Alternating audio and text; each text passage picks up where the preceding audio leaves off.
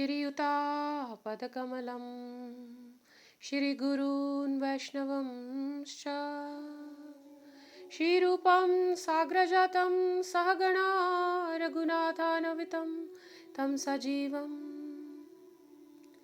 सद्वैतं सवधूतं परिजना सहितं कृष्ण चैतन्य देवं श्री राधा कृष्ण पदान् सह गणा ललिता श्री विशाखान्वितं च ॐ अज्ञानातिमिरन्दस्य ज्ञानञ्जनशलाकया चक्षुरुन्मिलितं येन तस्मै श्रीगुरुवे नमः। वन्देऽहं श्रीगुरुवरं श्रीरूपानुगा प्रवरं व्रजरसरसिकं च नारायणं तं प्रापणम् श्रीकृष्णलीलाकथने सुदक्षम् औदार्य मधुरा गुणश्च युक्तं वरं वरेण्यं पुरुषं महान्तं नारायणं त्वं शिरसा नमामि। नमो विष्णुपदाय कृष्णपृष्ठाय भूतले श्रीमते भक्तिवेदान्ता स्वामीति नामिने नित्यानन्द नमस्तुभ्यं प्रेमानन्दप्रदायने कलौ कलशानाशाय श्रीजाह्नवे पत नमः। श्रीचैतन्य मनोभीष्टं स्थापितं येन भूतले स्वयं रूपा कदा मह्यं ददाति स्वपदान्तिकम्।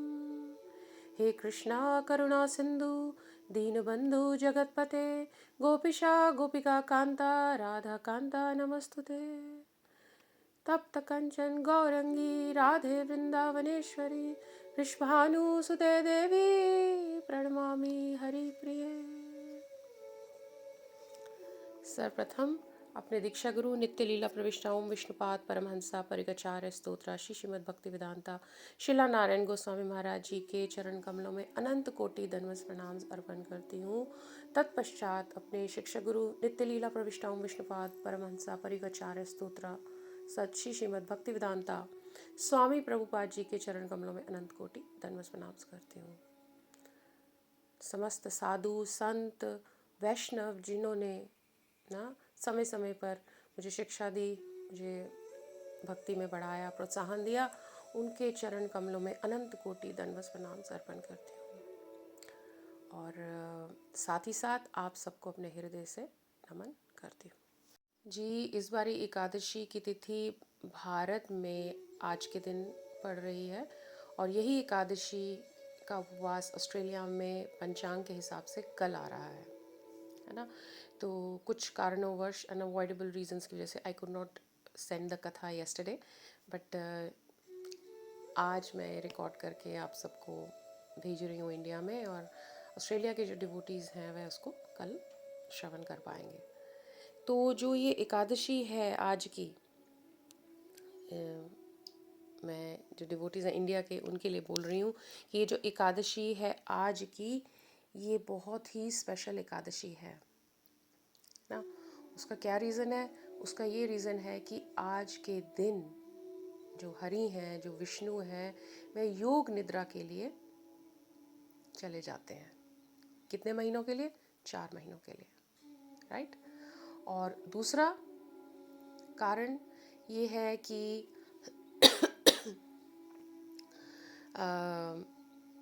आज से चतुर्मास शुरू हो जाता है। बहुत जगह पे बहुत जो कहते हैं कि संप्रदाय हैं वो आज से ही चतुर्मास को शुरू कर देते हैं, है ना। परंतु जो गौड़िया वैष्णव धारा से जुड़े हुए हैं उनका चतुर्मास 3 जुलाई से प्रारंभ होगा, है ना। वो पूर्णिमा टू पूर्णिमा करते हैं और कहीं जगह पे एकादशी टू एकादशी होता है। दैट मीन्स कि आज जैसे अगर चतुर्मास कई संप्रदायों में शुरू हो गया है तो वह उसका जो वो समाप्त होगा एकादशी जो कि कार्तिक मास से पड़ेगी। तो चतुर्मास शुरू है ना, तो 4 महीने का है ये टाइम। तो चौथे महीने की कार्तिक मास में जो हरिबोधिनी एकादशी है, उत्थान एकादशी है, वहाँ उस समय ये जो चतुर्मास है ये समाप्त होगा। और गौड़िया परंपरा के जो वैष्णव हैं वे पूर्णिमा टू पूर्णिमा उसको करेंगे, दैट्स ऑल राइट। ये एकादशी आज है या ऑस्ट्रेलिया में कल है, उसके बाद में 2-3 दिन के बाद में ही उनका भी प्रारंभ हो जाएगा। तो चतुर्मास है वह शुरू हो जाता है। तो अब हर बारी की तरह श्री गोविंद से युधिष्ठिर महाराज पूछते हैं कि हे प्रभु, आप बताएं कि इस एकादशी की क्या विशेषता है, इसका क्या नाम है और इससे जुड़ी हुई क्या कथा है ना, हम सबको क्या लाभ हो सकता है। तो श्री गोविंद हैं वे बहुत प्रसन्न होते हैं, क्योंकि वे जानते हैं कि युधिष्ठिर महाराज का जो प्रश्न है वह मानव जाति के लिए है, उनके भले के लिए है ना। तो इस बात से बहुत वे आनंदित होते हैं, हमेशा ही उनसे इस बात से बहुत खुश रहते हैं कि युधिष्ठिर महाराज हमेशा जन कल्याण की सोचते हैं। तो राजन श्री गोविंद बोलते हैं कि हे राजन, मैं तुम्हें अवश्य बताऊंगा इससे जुड़ी हुई कथा और इसकी क्या महत्वता है। तो एक बारी की बात है, ब्रह्मा जी से भी उनके पुत्र नारद मुनि ने यही प्रश्न किया था, है ना। तो अब हम ब्रह्मा जी की ओर चल पड़ते हैं। तो ब्रह्मा जी से नारद मुनि पूछ रहे हैं कि हे प्रभु, आप बताएं कि ये जो शयन एकादशी है ना, इसकी क्या महत्वता है, इसकी क्या इससे क्या कथा जुड़ी हुई है। तो हम सब जान ही गए हैं कि इस एकादशी का नाम शयन एकादशी है ना। और आई एम सॉरी। और ये एकादशी बहुत ही स्पेशल मानी जाती है, क्योंकि आज के दिन जो भगवान हरि हैं, विष्णु जी हैं, वह निद्रा योग में चले जाते हैं देवताओं के संग, है ना। तो ब्रह्मा जी अब कहते हैं कि वे भी बहुत प्रसन्न होते हैं नारद मुनि से, क्योंकि नारद मुनि जो है, क्या उनकी इंटेंशन है, जगह जगह जाके प्रांत प्रांत, देश देश, ब्रह्मांड ब्रह्मांड क्यों घूमते फिरते रहते हैं, नारायण नारायण राधा रमन बिहारी क्यों बोलते रहते हैं, है ना। इधर उधर जाते हैं लोगों का कल्याण करने, लोगों का सुधार करने, है ना, लोगों को इस जगत से, इस फसावे से बाहर निकालने के लिए हमेशा वह तत्पर रहते हैं। तो ब्रह्मा जी भी बहुत खुश हुए, उन्होंने कहा कि ऋषिवर नारद मुनि, मैं तुमसे बहुत प्रसन्न हूँ कि तुमने मानव कल्याण के लिए ये मेरे से प्रश्न पूछा है, मैं जानता हूँ। तो उनको बताते हैं कि मैं तुम्हें इससे जुड़ी हुई जो कथा है वह बताता हूँ कि एक बारी की बात है कि एक राजा हुआ करते थे, है ना।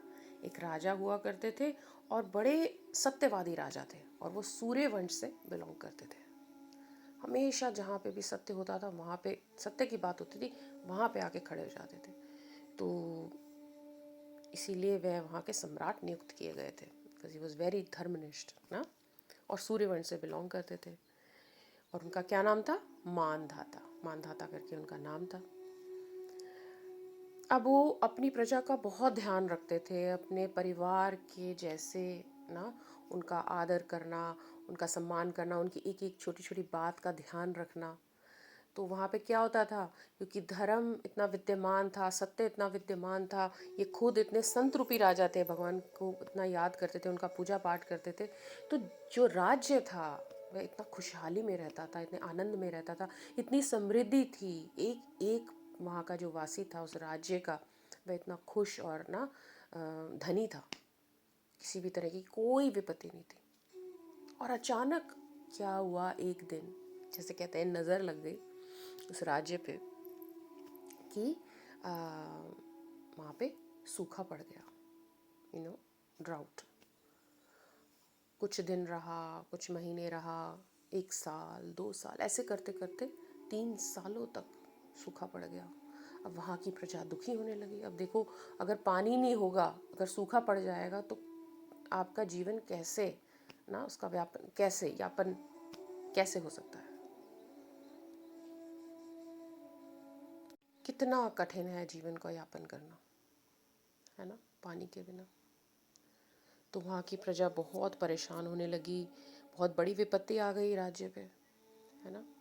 कोई भी कार्य सफलता से नहीं होता था, बीमारी फैलने लग गई। वहाँ के जो लोग हैं वे राज्य छोड़ के जाने लगे,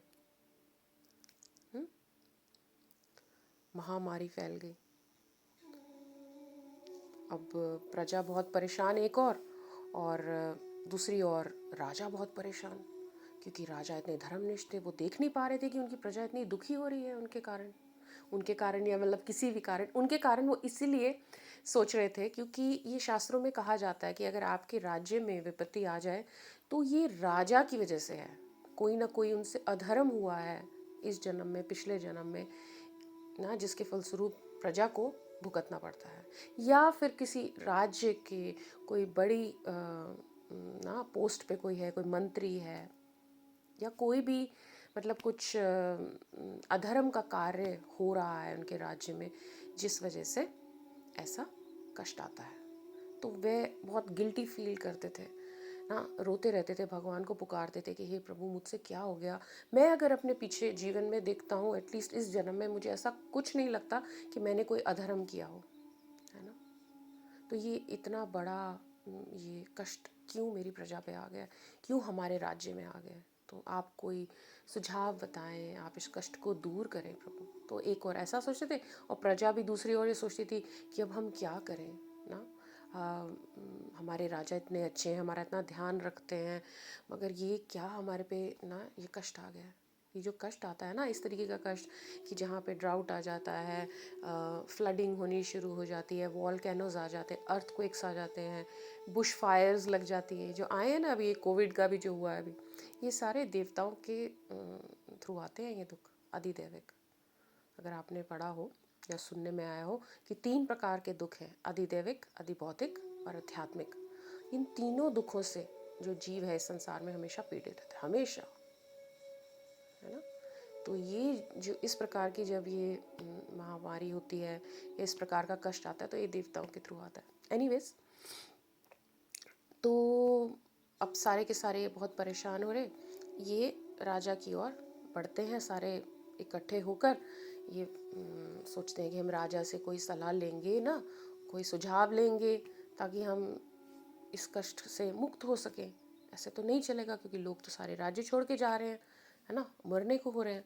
तो वे बड़ी विनम्रता पूर्वक से उन्होंने सारे इकट्ठे हुए, राजा के पास गए, और उन्होंने बड़ी विनम्रता पूर्वक से राजा से कहा कि हे राजन, हमें आप बताएं कि हम क्या करें, हम ये राज्य छोड़ के नहीं जाना चाहते हैं, है ना, और आपने हमारा इतना ध्यान रखा है, हमारे हित के लिए, हमारे कल्याण के लिए हमेशा सोचते रहे हैं, मगर ये ऐसी विपत्ति से हम ना कैसे निकल सकते हैं, ये कैसे टल सकता है। कुछ लोग वहाँ पे जो खड़े थे वे राजन से बोलने लगे कि हे राजन, ऐसा कहा जाता है कि पानी के बिना 3 चीज़ों का अस्तित्व नहीं हो सकता है ना।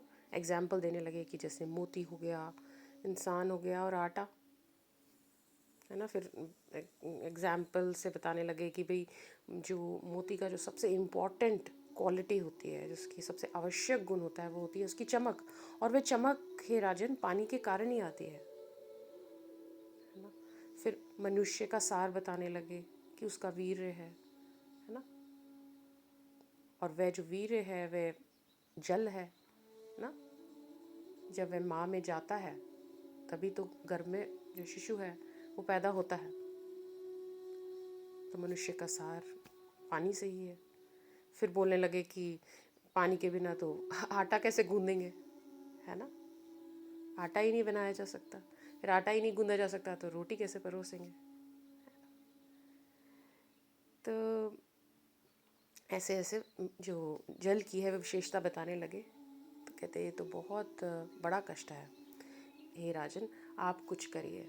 तो अब राजन पहले से ही बहुत इधर उधर मतलब कोशिश कर रहे थे, प्रयास कर रहे थे, अब और ज़्यादा वो मतलब कहते हैं ना कि मोटिवेट हो गए, और उन्होंने कहा कि तुम सब सत्य बोल रहे हो, बिल्कुल सही बता रहे हो, सब सच बोल रहे हो,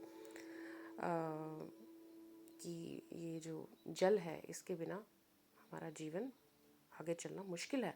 अब मैं कुछ ऐसा करता हूँ कि मैं जंगल की ओर निकल जाता हूँ, है ना, और वहाँ पे ज़रूर ना कोई मुझे बड़े ऋषि मुनि मिलेंगे जिनका मैं आश्रय लूँगा, और उनसे मैं विनती करूँगा कि हमारे पे वह कृपा करें। और ऐसा ही करते हैं राजन, अपने सैनिकों को साथ लेके घोड़े पे सवार होके वह निकल पड़ते हैं जंगल की ओर, घने जंगल में जाते हैं। अब वो घोड़े पे बैठे हैं, उनके हृदय में बड़ा दुख है, उनके दिमाग में इतनी बातें चल रही हैं जो वहाँ के वासियों ने उनके साथ में ना शेयर करी, और अपने धर्म को लेके भी उनको इतना डाउट हो रहा है कि भाई ना उनके अंदर गिल्ट आ रहा है कि भाई मेरी वजह से ये सब दुख आ रहा है। और जबकि वो इतने धार्मिक थे, इतने सत्यवादी थे। तो अब ये जाते जा रहे हैं, वन में प्रवेश कर रहे हैं। इतना गहरा वन है, कितने ऋषि मुनि उनसे मतलब उनसे उनकी भेंट हुई, मिले, मगर ना उनको कोई सुझाव नहीं मिला। फिर भी वे निराश नहीं हुए, आगे चलते रहे चलते रहे चलते रहे। और आगे जाकर क्या किन से उनकी मुलाकात हुई? वे मिले अंगीरा मुनि से। अंगीरा ऋषि मुनि एक बहुत बड़े ऋषि मुनि हैं, ब्रह्मा जी के ही दूसरे पुत्र हैं। तो अब वे अपने घोड़े से उतरते हैं ना, और साक्षात उनको दंडवत प्रणाम करते हैं अंगीरा मुनि से। और वह अंगीरा मुनि भी वहाँ पे दूसरी ओर सोचते हैं कि भाई इतने बड़े राजन यहाँ इस घने जंगल में सैनिकों के साथ क्या कर रहे हैं। तो वो उनसे पूछताछ करते हैं कि हे राजन, सब ठीक तो है ना, कोई संकट तो नहीं आ गया है ना। मतलब एक तरफ तो बहुत प्रसन्नचित हैं उन सब राजा से मिलके, इंसान सैनिकों को देख के, और दूसरी ओर मतलब मैं उनका हाल चाल पूछना चाह रहे हैं कि सब ठीक चल रहा है ना। हाँ, उनको बड़े पवित्र मंत्रों से ना कहते हैं कि आशीर्वाद देते हैं, और फिर उनसे राज्य के 7 अंगों की भलाई के बारे में पूछते हैं। तो अब यहाँ पे राज्य के 7 अंग क्या हैं?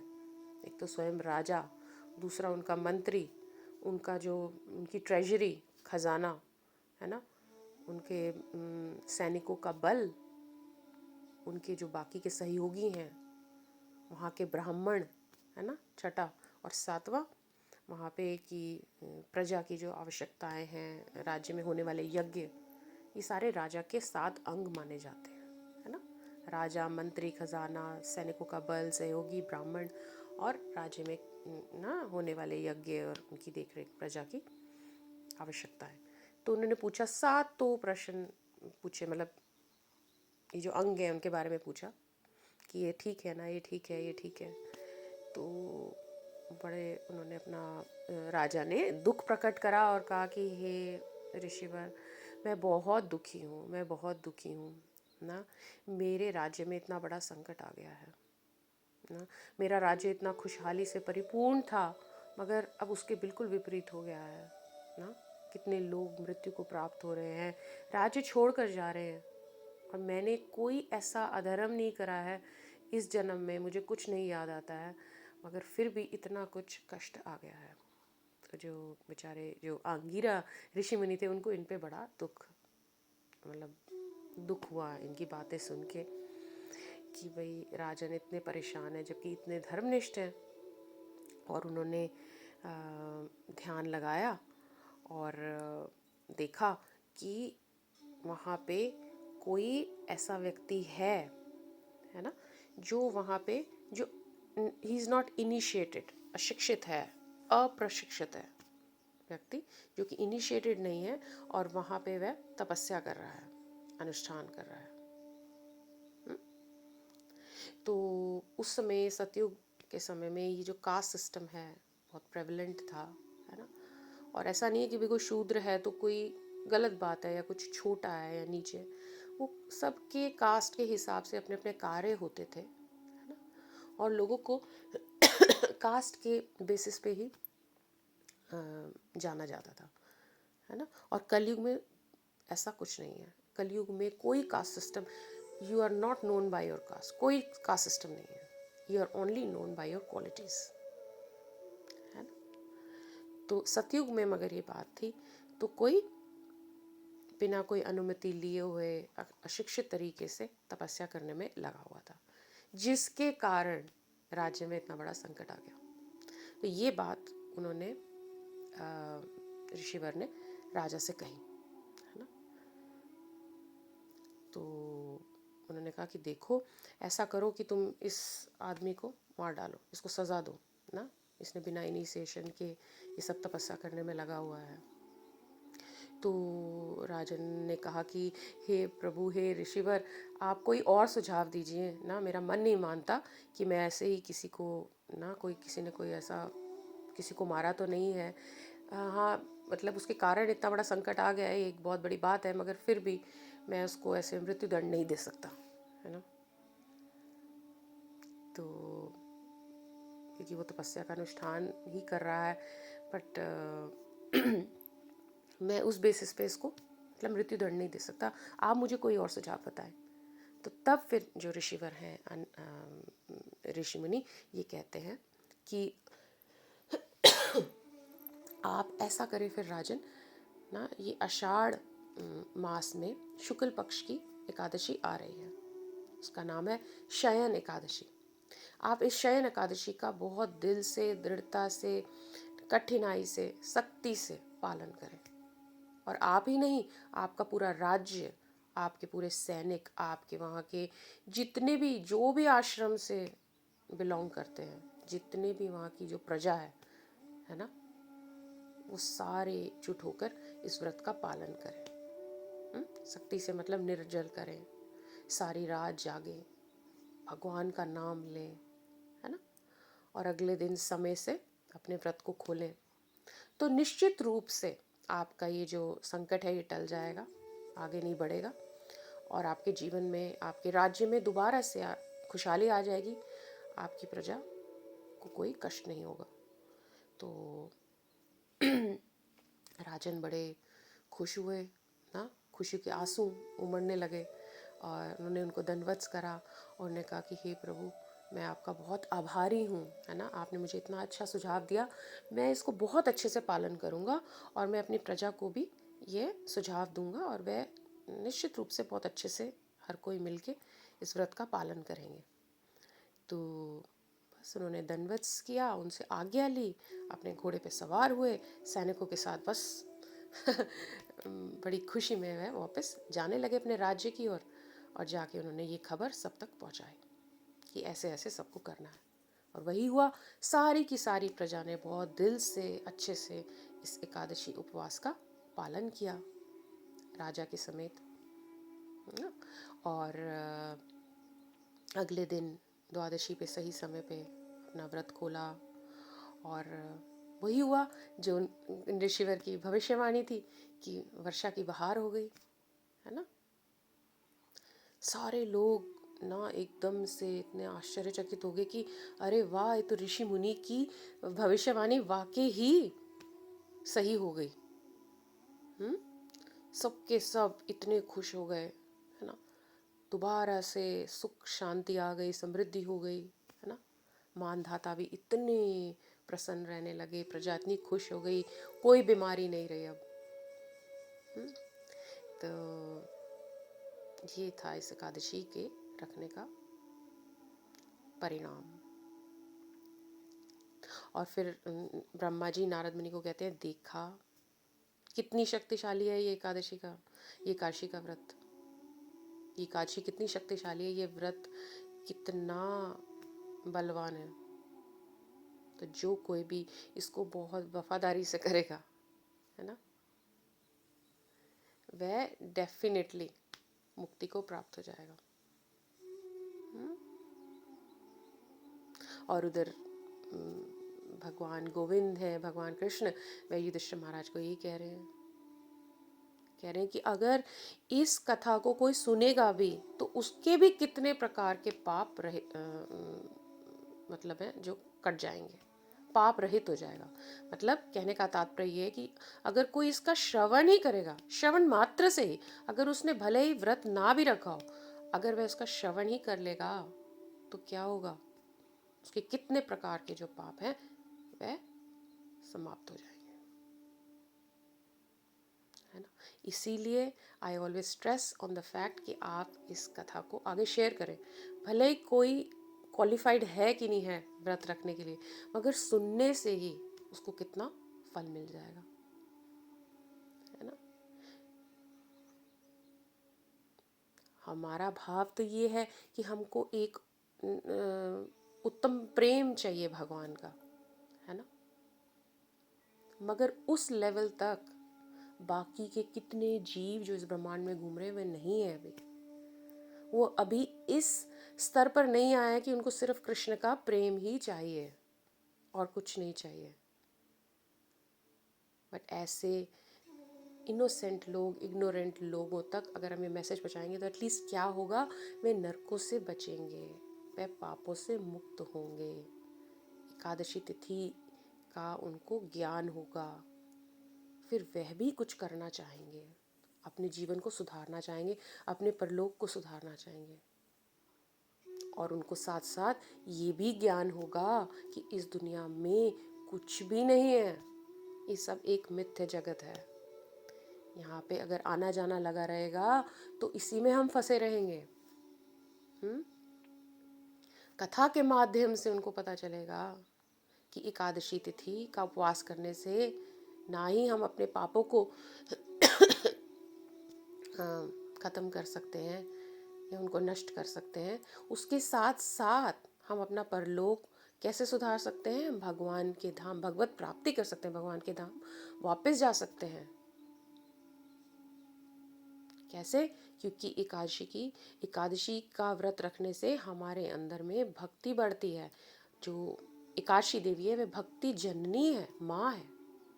और जब हमारे अंदर भक्ति जन्मेगी, भक्ति बढ़ेगी, अग्रसर होगी, तो क्या होगा, हमें भगवान के प्रति हमारा जो प्रेम है वह जागृत होगा, जो कि अभी सोया हुआ है। और जागृत होने से हम भगवान से अपना संबंध दोबारा से जोड़ना चाहेंगे, जो कि अभी सोया हुआ है। और इसी प्रकार से जोड़ते जोड़ते ना अपना प्रेम बढ़ाते बढ़ाते हम यहाँ से निकल जाएंगे, क्योंकि भगवान साक्षात खुद भगवद गीता में ये मैसेज दे रहे हैं। तो कितना बड़ा परोपकार है ये एकादशी का मैसेज आगे तक पहुँचाना, और खुद एकादशी का व्रत करना। सबसे पहले तो अपने आप को भी बचाओ, है ना।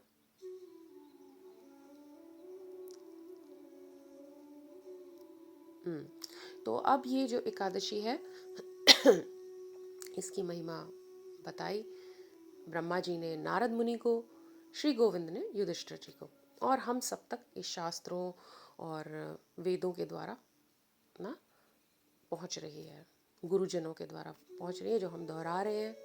अब हम इसका श्रवण करेंगे, इसको मनन करेंगे अपने जीवन में, और सुखदायी होंगे, है ना। अब क्योंकि कलयुग है तो हमको एकादशी के उपवास के साथ एक सबसे इम्पोर्टेंट गतिविधि क्या करनी है, जो मैं हमेशा कहती हूँ, भगवान का नाम जपना है ना। हम बहुत से विधि विधान, बहुत तरीकों से कलयुग में ठीक से नहीं कर पाते हैं, मगर एक चीज़ है जो हम अगर कोशिश करें तो ठीक से कर पाएंगे, चाहे आप शुद्ध अवस्था में हो अशुद्ध अवस्था में हो, वह है भगवान का नाम ना। वो भी किसकी शरण में, नित्यानंद गौर हरि की शरण में रह के, ताकि बीच बीच में हमारा मन कहीं इधर उधर जाए, हमसे कोई गलतियां होए तो हम ना उनकी शरण में हैं, उनकी शरण में रह के हम नाम कर रहे हैं, हमारा बचाव हो जाएगा, अपराध नहीं लगेंगे अगर हम नित्यानंद जी की शरण में ज़्यादा मात्रा में रहेंगे तो हमको ये कलयुग में एकादशी तिथि के दिन ये ज़रूर करना है कि भगवान का नाम लेना है, और कथा सुननी है, कथा का श्रवण करना है, काशी कथा का श्रवण करना है, ग्रंथों का अध्ययन करना है। आप कुछ भी ले लीजिए, भगवद गीता का श्लोक ले लीजिए, आप श्रीमद् भागवतम ले लीजिए, मगर हमेशा पूछ के लें, एक वैलिड सोर्स से पढ़ें, है ना। कोई भगवान की कथाएं पढ़ें। वैसे तो और बड़े सुंदर सुंदर शास्त्र हैं, चैतन्य भागवत, चैतन्य चरितमृत, इन सब के बारे में वही जो आप पढ़ेंगे वही आपके दिमाग में घूमेगा। नहीं तो आप जो घर की कथाएं हैं, पड़ोसियों की कथाएं हैं, वो अपने दिमाग में घुमाते रहेंगे, और फिर नाम भी अच्छा नहीं होगा। इसीलिए एक आप अच्छे संग में रहे, और ये संग इन्हीं मात्रों से आ सकता है ना। तो जहाँ तक एकादशी तिथि की बात है, एकादशी व्रत के पालन की बात है, मैंने आपको बताया, हमेशा से बताया है और आज भी बता रही हूँ कि जो भी इसमें जो कहते हैं ना फूड्स विच आर प्रोहिबिटेड वो नहीं लेने हैं, जो निषेध है उनको नहीं लेना है, और जो अलाउड है उनको आप जिस भी मात्रा में लेना चाहते हैं ले सकते हैं, अपने अपने शरीर की डिमांड के अनुसार ना। बट अगर आप थोड़ा सा सेक्रीफाइस कर सकते हैं उस दिन, तो आप ज़रूर निर्जल करें, जलाहार करें, फल पे रहें, अपनी अपनी ना लेवल के हिसाब से जो आपकी कैपेसिटी है। क्योंकि कितने लोग ऐसे हैं जो वृद्ध हैं ना, कितने लोग ऐसे हैं जो बीमार अभी चल रहे हैं, तो वह जलाहार नहीं कर सकते, निर्जल पे नहीं रह सकते, फल पे नहीं रह सकते, उनको कुछ ना कुछ पाना है, तो वह कुछ पाएँ। और अगर उनको अत्यधिक भूख लगती है उनकी बॉडी की नेसेसिटी के हिसाब से, तो पाएँ, एटलीस्ट एकादशी ले रहे हैं। मगर अगर कोई भी जीव जो एकादशी का व्रत कर रहा है वह निर्जल कर सकता है, जलाहार कर सकता है, तो वह अवश्य करे, अवश्य करे। उस दिन उसको पूरा लाभ होगा। और भगवान जानते हैं कि कौन कर सकता है और कौन नहीं कर सकता, है ना।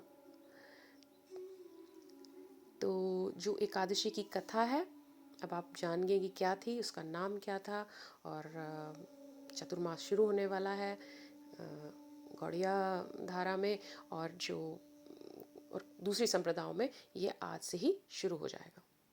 ठीक है, तो आपके ऊपर है आप क्या फॉलो कर रहे हैं, कौन सी धारा के साथ हैं, आप उस हिसाब से उसको शुरू कर दें। तो गौड़िया वैष्णव वाले 3 जुलाई से शुरू कर देंगे। तो हम लोग 3 जुलाई से अपना व्रत जो है चतुर्मास का वो शुरू कर देंगे। 4 महीने चलेगा। लास्ट का मंथ कार्तिक कहलाया जाता है, उस नाम से आप बहुत परिचित होंगे, है ना। और this will and on Kartik Purnima, right? And for some people it will end on that ekadashi in Kartik मास, जिसको आई थिंक प्रबोधिनी एकादशी भी कहते हैं, देवोत्थानी एकादशी भी कहते हैं, क्योंकि उस दिन देवताओं के संग जो प्रभु गए हुए हैं योग निद्रा में, उस दिन वह उठते हैं। ठीक है, तो अब इस कथा को तो मैं विराम देती हूँ, और मैं सबसे दोबारा से सबको रिमाइंडर देती हूँ कि द्वादशी पे सही समय पे आपको व्रत अपना खोलना है ना, अपने अपने देश प्रदेश के हिसाब से। और थोड़ा सा I want to give you an idea about Chaturmas और डूज एंड डोंट्स, क्योंकि कईयों के लिए चतुर्मास आज से शुरू हो जाएगा और कईयों के लिए 3 जुलाई से।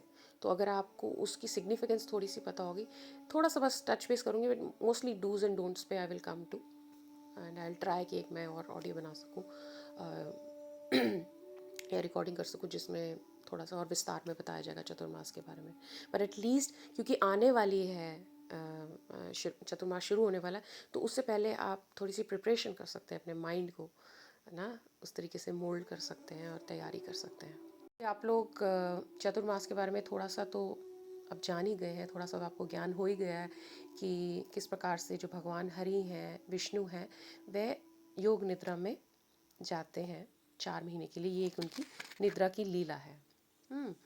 तो इसमें बताया जाता है कि इस समय इन 4 महीनों में पूजा, ना जप, ध्यान, नाम, ये सब जितनी भी भगवान से जुड़ी गतिविधियाँ हैं, अगर हम करते हैं ना, हमें विशेष लाभ मिलता है। इट्स अ बोनस कि हम उतना ही काम कर रहे हैं या उतना काम नहीं भी कर रहे हैं, उससे कम कर रहे हैं ना, मगर हमको उसका जो फल है वो अत्यधिक मात्रा में मिल रहा है, लाइक अ बोनस ऑफर, है ना। जैसे हम बोलते हैं ना कि दामोदर मास में या कार्तिक के मास में आप कुछ भी थोड़ा सा करेंगे, दीप जलाएंगे, तो आपको इतना सारा उसकी सुकृति मिलेगी, इतना सारा उसका फल मिलेगा, है ना। उसी प्रकार से चतुर्मास में भी इन 4 महीनों में आप जो भी ना भगवान से जुड़ा हुआ कार्य करेंगे, अपने अध्यात्म से जुड़ा हुआ कार्य करेंगे, उसका आपको लाभ अत्यधिक मात्रा में मिलेगा। It will get multiplied. तो ये बहुत अच्छी अपॉर्चुनिटी है। जैसे एकादशी तिथि की एक बहुत अच्छी अपॉर्चुनिटी है, एक मौका मिला है आपको ना अपने पापों को धोने का और वरदान प्राप्त करने का, कृष्ण प्रेम प्राप्त करने का अधिक मात्रा में। उसी प्रकार से ये जो 4 महीने हैं, जो सावन के महीने से शुरू होते हैं और कार्तिक तक चलते हैं ना, आप लाभ ले सकते हैं, अपनी सुकृति कमा सकते हैं भगवान के कार्यों में जुड़कर। इतना इसका लाभ है कि बताया जाता है कि श्रीमद् भागवतम में एक बारी की बात है, नारद मुनि पिछले जन्म में एक दासी के पुत्र थे और उनके घर के पास ही आकर एक बहुत बड़े ना भागवत संत आके वहाँ पे रुके थे, क्योंकि ये जो चतुर्मास का महीना है, चतुर्मास है, ये जो समय है, इसमें वर्षा ऋतु होती है, तो जो संत लोग हैं वो इतना इधर उधर नहीं जाते हैं, एक ही जगह रुक जाते हैं ताकि वो आराम से अपना भजन कर सके और आसपास के जो लोग हैं वे आके उनकी कथाओं का श्रवण कर सकें, तो ज़्यादा इधर से उधर नहीं जाते। तो इसीलिए वो जो महान संत थे ना, वे ना किसी संजोगवश या ना भगवान की कृपा समझ लीजिए कि नारद मुनि जी के घर में जब वो दासी के पुत्र थे दूसरे जन्म में, वहाँ पे पास में आके वह रुके, है ना। तो नारद मुनि को बहुत अच्छा एक अवसर मिल गया वहाँ पे कथा श्रवण करने का, तो वह प्रतिदिन ब्रह्म मुहूर्त में, दोपहर में, शाम में वहाँ जाते थे और वो भगवत गीता का या भागवतम का पाठ सुनते थे, श्रवण करते थे, है ना, और नाम करते थे, कीर्तन करते थे, जितनी भी गतिविधियाँ होती थी उस आश्रम में या उस जगह पे जहाँ उनके घर के पास में जहाँ रुके थे संत, उन्होंने पूरा ना अवसर का कहते हैं ना फ़ायदा उठाया। और संतों की उन खासकर उन जो मेन संत थे उनकी आज्ञा से उन्होंने उनका उच्चिष्ट भी लिया और वह लेते रहे 4 महीने। उसका क्या फल हुआ?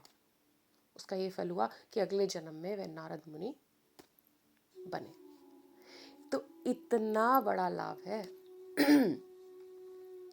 अगर हम भगवान से जुड़ी हुई ये क्रियाएं करेंगे, दिल से करेंगे, श्रद्धा से करेंगे, तो हमको इसका बहुत बड़ा लाभ मिल सकता है। अभी मैंने आपको श्रीमद् भागवतम की कथा सुनाई नारद मुनि की, तो आई होप आप लोग कुछ मोटिवेट हुए होंगे।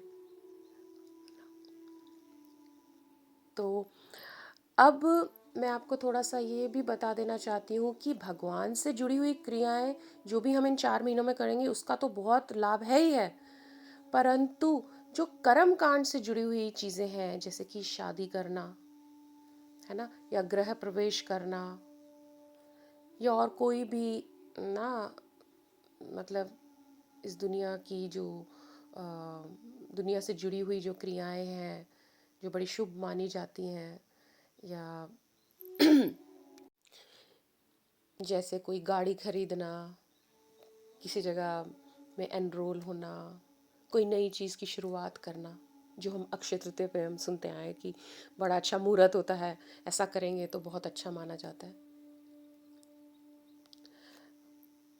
मगर वह इस तरह की जो क्रियाएं हैं जो कर्मकांड से जुड़ी हुई हैं, जो हम अक्षय तृतीया में बहुत अच्छा मानते हैं एक मुहूर्त के स्तर पे भी और वैसे भी, वही क्रियाएं इन 4 महीनों में करने के लिए मना किया गया है, उनको शुभ नहीं माना जाता। मगर भगवान से जुड़ी हुई जो गतिविधियां उनको करने को कहा है विशेषतर सावन के महीने से कार्तिक तक, है ना। मतलब यहाँ तक इतना कहा गया है कि कोई विष्णु का मंदिर हो तो उसकी अगर आप परिक्रमा लगाएंगे उसका इतना फल है ना। अगर आप घर में भी जैसे डेटीज़ हैं ना, उनकी सुबह उठकर पूजा करें, ब्रह्म मुहूर्त में उठें। तो मैं अब आपको थोड़ा सा बताती हूँ डूज़ क्या हैं कि ब्रह्म मुहूर्त में उठकर आप ठाकुर जी की सेवा करें या अपना नाम जप करें। अगर आपके घर में ठाकुर जी नहीं है या आप इस अवस्था में नहीं है कि सुबह उठ के उनको स्नान कराएं, अशुद्ध अवस्था में, बट ब्रह्म मुहूर्त में ज़रूर उठें, है ना, और अपना नाम जप शुरू कर दें। और जैसे अगर आप भारत में ही हैं, है ना, तो आप कितने लोग तो 4 महीने का धामवास करते हैं, तो अगर आपसे धामवास 4 महीने का नहीं होता तो एटलीस्ट 4 बारी आप धाम में चक्कर लगाएं, वहाँ पे ना 4 दिन के लिए एटलीस्ट ठहर जाएं। 4 दिन नहीं तो 1 दिन ज़रूर 4 महीने में लगा के आएं, है ना। अगर वह भी नहीं हो सकता तो अपने घर के किसी पास में कोई मंदिर हो तो वहाँ में ठाकुर जी के दर्शन कराएं, है ना, उस मंदिर की परिक्रमा भी लगाएं। तो आपकी भक्ति, आपकी शक्ति के ऊपर निर्भर करता है आप क्या कर सकते हैं और क्या नहीं, है ना। और बताया गया है कि हमें ग्रंथों का पढ़ना चाहिए जो उसमें उपदेश लिखे गए हैं, है ना, वैलिड सोर्स ऑफ इंफॉर्मेशन से। ये नहीं कि कुछ भी पढ़ लिया, किसी का भी अनुवाद सुन लिया, ऐसे नहीं। जो भी प्रमाणित है ग्रंथ, भगवद गीता, श्रीमद् भागवतम, है ना, बड़े बड़े महाभागवतों के जो उपदेश हैं वे आप सुन सकते हैं। फिर कहते हैं कि हमें सोने का दान करना चाहिए। अब इतना बड़ा दान तो कौन करेगा, मगर अगर गोल्ड का दान नहीं कर सकते तो जो हम सोना है, जो हम सोते हैं, निद्रा का दान कर सकते हैं, सैक्रिफाइस कर सकते हैं। कैसे? कम सो के। मतलब हमको लेजी भक्ति नहीं करनी है कि खूब आराम से निद्रा में रहें, है ना, क्योंकि श्री हरि भी निद्रा में और हम भी निद्रा में, ऐसे नहीं। वो तो एक लीला कर रहे हैं, है ना। तो हमको थोड़ा सा डिसिप्लिन्ड रहना चाहिए, है ना। उसके बाद में जो स्तुतियाँ हैं, जैसे कुंती स्तुति है, गोपी गीत है, इनका हम पाठ कर सकते हैं, है ना। भजन गा सकते हैं। गीति कुच्छा करके एक सॉन्ग बुक आती है, वो हमें उसमें से भजन गाने चाहिए, पढ़ने चाहिए। सामूहिक स्तर पर किसी मंदिर में जाके, आसपास मठ में, वहाँ गा सकते हैं, या अपने घर में मंदिर में ठाकुर जी के आगे बैठ के गा सकते हैं, है ना। अब 4 महीनों के अंदर में 8 एकादशियाँ आएंगी। उन 8 एकादशियों को बहुत अच्छे से निभाना है, उनका बहुत अच्छे से पालन करना है ना। और कोशिश करें अगर आप निर्जल कर सके तो तुलसी जी की आप पूजा करें, उनकी आरती करें, उनके आगे बैठ के कीर्तन करें, है ना। और आप पाद सेवनम कैसे कर सकते हैं? अपने पैरों के द्वारा क्या सेवा कर सकते हैं? आप दंडवत प्रणाम अपने मंदिर में कर सकते हैं, बार बार जाके भगवान के आगे दंडवत प्रणाम करें, है ना। नहीं तो मंदिर में जाके, कहीं घर के पास, वहाँ जाके करें। फिर दीपदान, जैसे दामोदर मास में बताया जाता है कि उसका कितना बड़ा लाभ है, वही लाभ आपको इन 4 महीनों में भी मिल सकता है। तो आप सुबह शाम दीप का दान करें। और अगर ऐसा नहीं हो सकता, आप अखंड ज्योत चला के कर सकते हैं, अखंड ज्योत चला सकते हैं 4 महीने, है ना। उसके बाद बताते हैं ब्रह्मचर्य का पालन करें, है ना। तो ये जितनी भी मैं बता रही हूँ कि ये करना, ये डूज हैं, अगर आप ये करते हैं तो आपको बहुत लाभ होता है। तो इसका मतलब ये नहीं है कि आपको ये करने ही करने हैं, अपनी योग्यता के अनुसार, अपनी भक्ति और शक्ति के अनुसार पे, अपने ना स्तर पे करें। ऐसा नहीं कि आपने एक दिन सोचा कि आज तो मैं अनुष्ठान लेता हूँ कि 64 माला करूँगा, और अगले दिन उससे कम 32 हो गई, 32 से 24 हो गई, फिर उसके अगले दिन 24 से 16 हो गई, 16 से अगले दिन 10 हो गई, 10 से अगले दिन 5 हो गई, 5 से अगले दिन 2 हो गई, 1 हो गई, और फिर हुई नहीं। ऐसे नहीं करना है। कुछ भी करें, छोटे छोटे स्टेप्स लेके करें, है ना। जो ऑलरेडी कर रहे हैं वो तो बढ़ा ही सकते हैं, मगर जो अभी नहीं बिल्कुल कर रहे हैं तो छोटे छोटे स्टेप्स लेके ना अपना अपना जो भी आपको करना है वो बढ़ाएं। अच्छा, उसमें बताया जाता है ग्रंथों में, शास्त्रों में, कि इन 4 महीनों में आप झूठ ना बोलें, किसी की निंदा नहीं करें, है ना। कोशिश करें कम से कम, अगर आपसे बिल्कुल नहीं हो सकता तो बहुत ना शून्य मात्रा में ही एकदम उसको ऐसे करें, क्योंकि झूठ बोलना अच्छी बात नहीं है। और दूसरा, निंदा करनी तो सबसे बुरी बात है, उसका नेगेटिव इफेक्ट हो जाता है। कईयों की आदत हो जाती है ना, तो मैं इसीलिए कह रही हूँ कि 100% से 1% पे ले आए, बट बिल्कुल नहीं करनी चाहिए, निंदा नहीं करनी चाहिए, झूठ नहीं बोलना चाहिए, और इन 4 महीनों में खासकर, है ना। तो अब ये डोंट्स पे आ रहा है। एक तो ये नहीं करना है, और उसके बाद में एक सैक्रिफाइस हम ये भी कर सकते हैं कि जो भी अच्छी चीज़ है, हमें कोई वस्तु अच्छी लगती है, जैसे हमें कुछ प्रसाद में बहुत अच्छा लगता है और उसको हम अधिक मात्रा में नॉर्मली ग्रहण करते हैं, तो हम उसका त्याग करें, राइट। जैसे किसी को पालक बहुत अच्छा लगता है, या किसी को मलाई कोफ्ते वो हर दूसरे तीसरे दिन, या राजमा ना हर दूसरे तीसरे दिन वो पाना चाहता है, तो जो उसके टेस्ट की डिमांड है उसको वो उस तरीके से थोड़ा सा कम कर सकते हैं। उसी के साथ साथ अगर किसी की हैबिट है, जैसे कि मैंने कहा क्रिटिसाइज़ करने की हैबिट, या कोई भी गलत आदत है, उसको वो अनुष्ठान ले ले कि मुझे ये इन 4 महीनों में नहीं करना है। किसी के बारे में गलत सोच रहे हैं, है ना, किसी के प्रति हमारा प्रतिशोध है, बार बार दिमाग में आता है, उसको हमें अपने हृदय में नहीं लाना है। तो ऐसा अनुष्ठान करें कि हमें ये सैक्रिफाइस करना है, 4 महीने में प्रभु आपके लिए ये नहीं करूँगा, है ना। चाहे वह कोई खाने का पदार्थ हो सकता है, या वो कोई हैबिट हो सकती है, तो अपनी भक्ति के अनुसार आप करें। और जैसा कि मैंने बताया कि अब ना सबसे पहले ये वर्षा ऋतु से शुरू हो रहा है, कार्तिक मास तक चलेगा, है ना। तो इसमें पहले महीने में हमको पालक का त्याग तो करना ही करना है ना।